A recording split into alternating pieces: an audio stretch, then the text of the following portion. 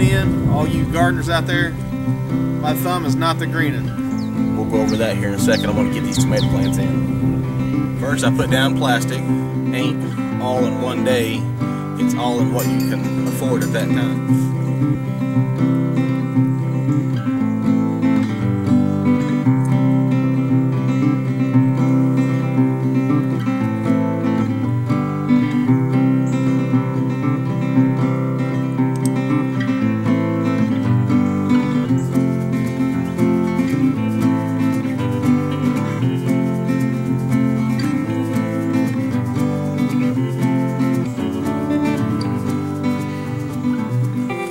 Well, as you can see, I'm out here doing a little trimming on the garden, and you all know, if you've been following my videos very long, you know I use these things for everything. They are really good for trimming up your plants too. Real compact, just get in there and squeeze them off. Don't have to worry about carrying scissors or a knife or whatever. Pruners, these things come in handy for everything. Catfish skinners, and you all know I use them for skinning everything. So once again, a multi-use tool right here. But I'm just out here trimming off some of these, we call them sucker leaves. I'm using jute twine to tie them to the stakes. That one there's, I mean, they're getting big. And a part of that is I switch fertilizers. As when they're younger, as you all know, I use rabbit fertilizer. As the plant gets older, I switch to chicken. Now,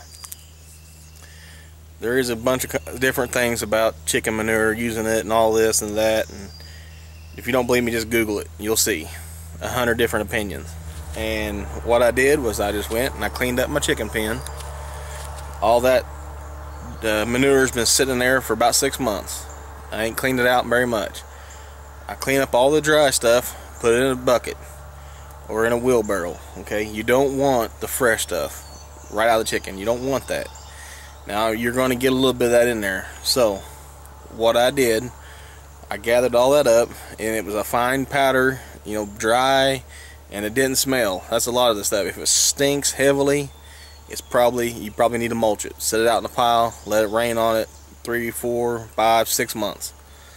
Let that stuff break down. You don't want to put fresh chicken manure on your garden.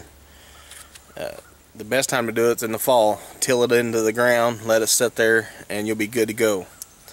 But I went ahead and put some on. Now, like I said, it was dry, didn't smell that bad, and I didn't put it right on the plants. As you can see right down through here, I put it in between the plants, about 6 to 8 inches away, all around the plants.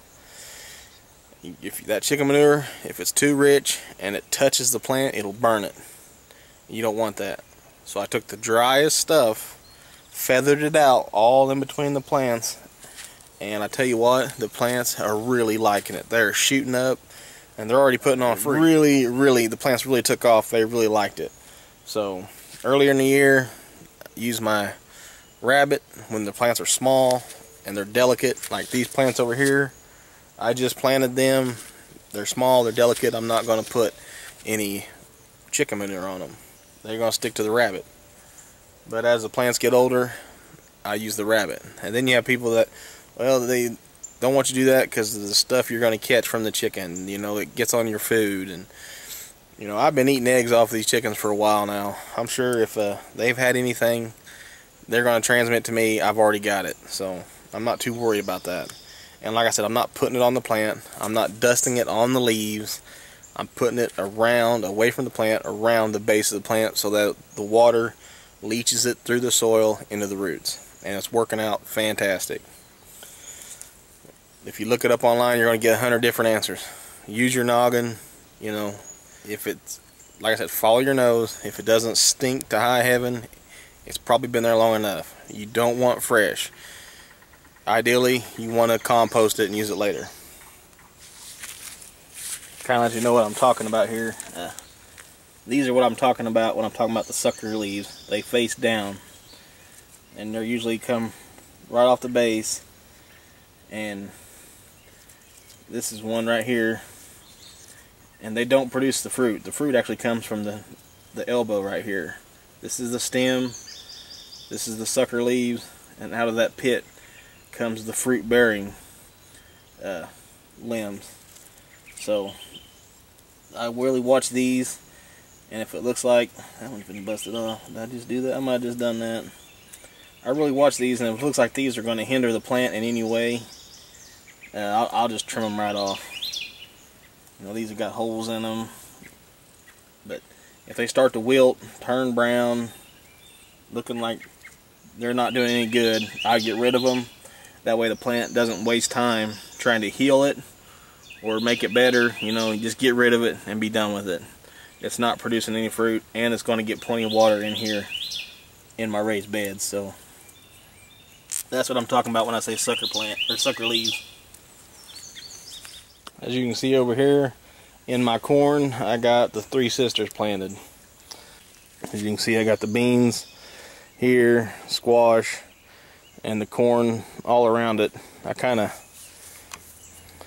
The way I did it is in my rows of corn, in between the corn stalks I put the beans, and then every other spot I alternated the squash. I got one there and I got one up here. So that one's there, that one's back there. It gives the squash a little separation from the rest of it, and the beans are going to be right in amongst the corn. So we're going to try that out this year. Over here where I had my squash, I got a little squash going right now. I can see him. He bloomed the other day and now he's turned into a squash, so that's good. But I had ants here. Oh, it's been about a month ago, I guess. I was digging in the ground over here, popped up a bunch of ants. So I want to get rid of them without having to put pesticides on my garden. So I done research. There's a few things that work. Cornmeal works, I guess. It takes a while, but it does work. But I didn't have any. Borax mixed with sugar and water is supposed to be a real good mixture that kills them. I mean, kills them good too. Surprisingly, I didn't have any borax, and usually I keep some around for taxidermy purposes. But one of them I did have, and that was just plain salt. Now, I come back over here, and I was digging around, and I popped the queen out of the ground. And as soon as I seen her, I killed her. Well, then I went to pouring salt everywhere. And that's been a few weeks ago, like I said, probably about a month ago. And I haven't seen an ant nowhere. And I didn't want these were big red ants. I didn't want them in my garden. I'd hate for my daughter to get into them, you know, them little biting red ants. So it appears the squash, even though it did slow down a little bit, the squash it's coming back. So I may have gotten a little too close to my other squash too, but it didn't hurt the squash that much, and it got rid. I don't know if the salt got rid of the ants or me killing the queen, and they decided to move on. Probably a mixture of both done it. So those are a couple good natural ways to keep ants out of your garden. Borax, cornmeal, and salt. Those will work.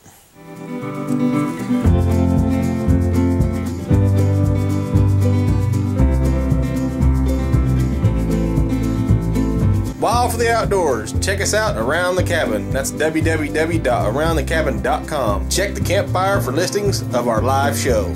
For tons more videos, go to our YouTube channel, Wild for the Outdoors. You can also see them at www.wildfortheoutdoors.com, and be sure to visit our online store. And don't forget to go to Facebook, like us, share us with your friends, and hey, remember, it's your God-given duty to manage this land.